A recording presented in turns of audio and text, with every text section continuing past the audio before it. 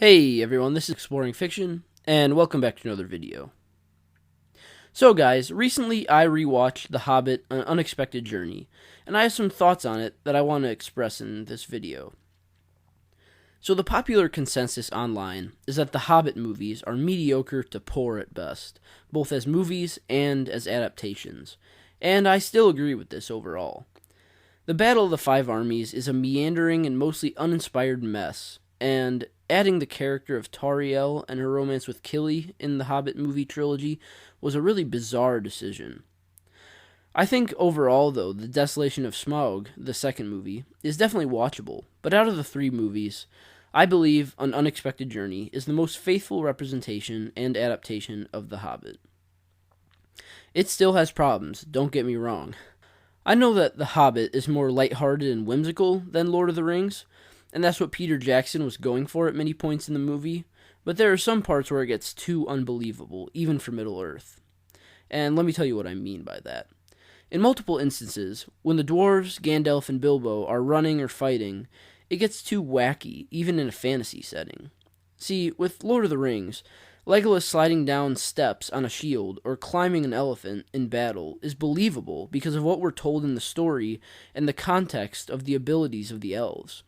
But in The Hobbit, when the dwarves escape the goblins by standing on a wooden platform as it slides and falls down into the abyss, it looks and feels completely unbelievable.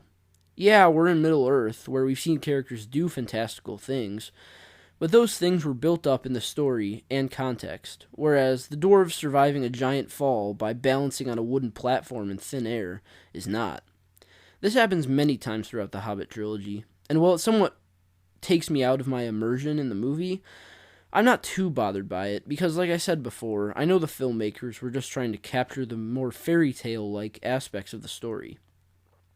But that's not really what this video is about, so with that minor gripe out of the way, I want to get to the main point, which is that I think the Hobbit trilogy, especially An Unexpected Journey, are going to get the Star Wars prequel treatment. I'm not saying they deserve it or not. That's up for you and the rest of the fans of Tolkien to decide, of course. So I'm not saying in this video they deserve the prequel treatment. I'm just saying I think they will get it. They have a lot of flaws, of course, and they aren't the best adaptations, but I think there will be a generation or group that will grow to appreciate them, especially with the Rings of Power being in the mainstream right now, for better or worse. Because, despite all their flaws, I think the Hobbit movies succeeded at creating and developing the feel of the book, one of a childlike imagination of adventure, and a large world full of people to meet, places to explore, and dragons to conquer.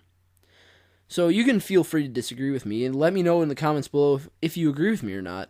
I mean, like I said, the Hobbit movies have a lot of flaws, and they're not perfect by any means. I more think of them as guilty pleasure movies, where I know the book will always be the superior form of media for this story, but I can still watch the Hobbit trilogy and have a good time with it. So, yeah, let me know what you think of the Hobbit trilogy below. Do you think they'll get the prequel treatment? I'd really like to hear your thoughts. Leave a like if you enjoyed this video, subscribe if you're new here, I would love to have you, and like always, I will see you next time.